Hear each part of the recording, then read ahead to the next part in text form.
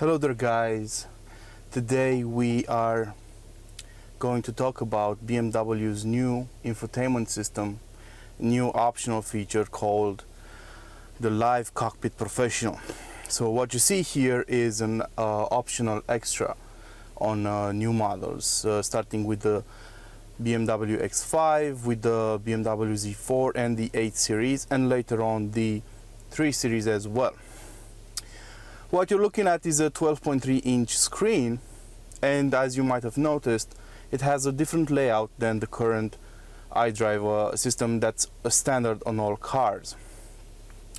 So I'm gonna go through it and I'm gonna try and explain exactly what's new and how it works. The new system has a lot of new features, so I may not cover them all, but I'm gonna try and do my best. I don't know it by heart already because I just got acquainted with it, but I'm gonna show you its main new features. So instead of the tiles we got used to lately in the last few years, the sub-menus that were grouped in 6 groups, today BMW decided to drop them, and instead, as an alternative, you have them lined up on the left side of the screen, and now there's only 5 of them. So you can just touch them. I mean, to my view, the new iDrive system, the new Live Cockpit Professional system, makes you want to use the touchscreen a lot more. Using the swivel wheel, as we got used to in iDrive systems, is not as efficient as it would be to just touch the screen. So in the media submenu, you got all your sources, including screen mirroring, which, by the way, actually works on the new X5. I mean, this has been available on the 7 series for quite some time now, but every time I had a car for testing purposes, something came up and I couldn't use it. So now screen mirroring actually works. I used my phone to connect to the car screen, and it works, but only when stationary, because BMW wants to protect you from being distracted and watching YouTube movies and videos while on the road. So this is the media submenu. Whenever you're playing a song, it will show up over here. You have a nice animation here, and you can access the sound settings rather easily now. So, and they do look different than before. As you can notice, the whole system has a different layout.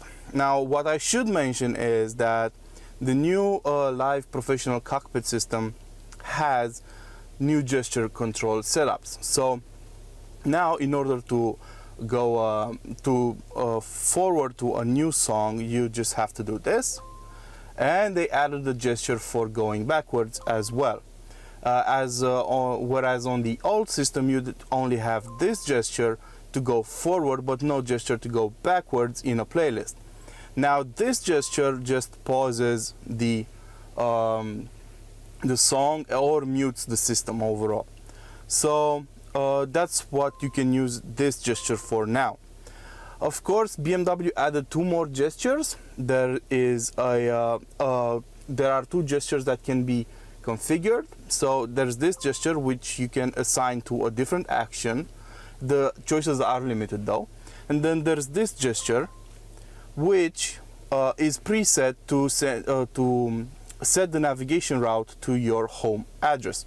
But we'll get to that in a minute. So this is the sub-menu for the media choices you have.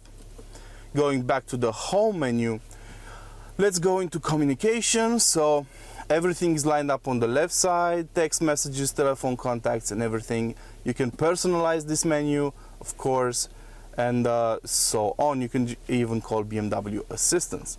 Going back home, the navigation system is now a lot better. Now, mainly because the screen is bigger, but also because the maps are updated and you actually get satellite images on your route. So yesterday I went into the countryside, or traveling to a nearby mountain city, and I could see the mountains laid out. It looked really good.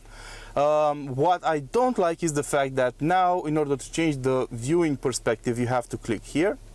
It took me a while to figure it out too. This way you can change the perspective of the map. But other than that, it's really straightforward to use. You can set up everything on the right side of the screen. So if you want to add an intermediate destination, or maybe change the settings for the map, see the route settings, for example, if you want it to be fast or you want it to be short or efficient. So everything is better stacked together, in my opinion. It just gets a bit of time to get used to it. In the car settings, you have everything you would otherwise find in the settings submenu in the old iDrive system. So whenever you went to settings, you had iDrive settings, car settings, driving info, and so on. So now everything is comprised into this car sub-menu. So you get driving information, for example, the fuel consumption, trip computer, and onboard computer are all stacked up into journey data, which looks like this. It shows how your fuel consumption evolved, values since you last reset it, and so on. You can actually change your way of measuring fuel consumption. You get sport displays, which look absolutely brilliant right now. You have a horsepower reader, a torque reader, a G meter. It shows even the pressure in the turbos, and of course the engine temperature. So you can have a driving style analysis turned on whenever you're in Eco Pro. XU shows the position, the tilt, and the pitch of the car. And there's an energy flow chart which shows exactly how the car is using energy. This would be a lot more interesting if we were dealing with a hybrid car. So as I was saying, now it's a lot easier to just use the screen. Somehow, to me, it feels like it's a lot closer to you right now, the new screen. As in the old X5, I used to stretch quite a lot to reach it, and that made using the touchscreen rather uncomfortable. So going back to home, you also have the apps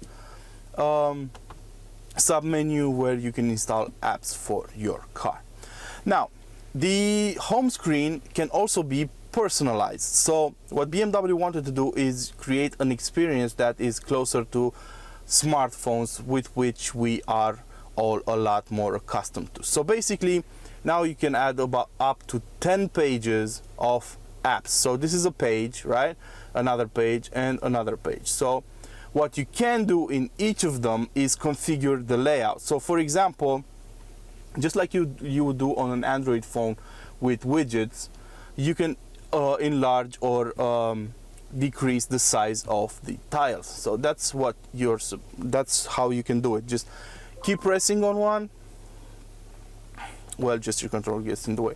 So you keep pressing on one until you end up to this edit page. So for example, I want to add another widget or information panel on this particular side of the screen. I just click on plus and I can add route preview, for example. So now once I click done, it shows my route preview under here. So if I don't want this, and maybe I don't want to see the clock this big, I just tap on it, remove it, and now the route information is displayed a lot bigger. And you can do that with a lot of other info. This is, for example, the screen that takes me to the fuel consumption. This one takes me straight to sport displays, but they are also shown in miniature size on the home screen. So that allows you to configure the setup however you want. So let's say we want to change this. You can add, let's say, position. So this will show your position on the map. Let's change this to navigation.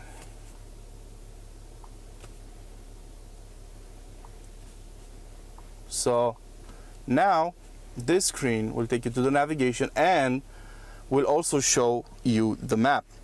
So if I press on this, it will take me to the map, or if I go back, it should show me the route preview, which I can enlarge actually.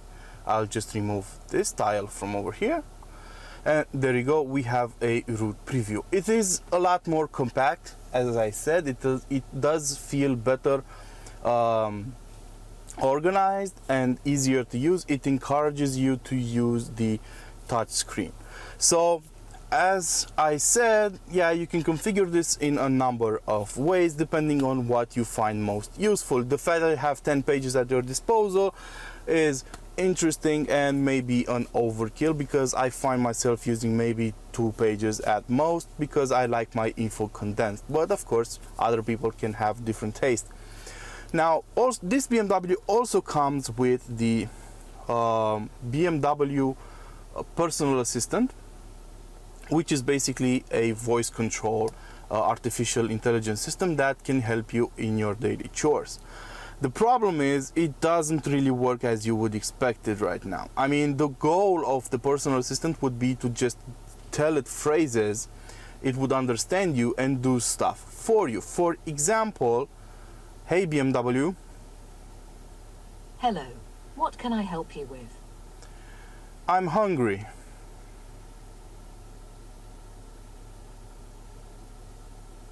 Which one of these 25 destinations should I choose? So it understood that I'm hungry and it started looking for nearby restaurants, which is actually quite nice. The problem is it doesn't always work. So BMW says that you can tell it that you're bored, for example. So I've been trying to tell my car that I'm bored for a couple of days now, and it seems to not be able to comprehend what I'm saying. Hey BMW. Hello, what can I help you with? I'm bored. Date and time. Please continue using manual control. Cancel. So it didn't get that I am bored. Instead, it got me into some, I don't know, some date and time settings. And there are other key phrases that it doesn't really get. I know my English isn't perfect, but still I don't think that would be too hard to understand. I just said I'm bored. You can change the activation key phrase from hey BMW to anything else.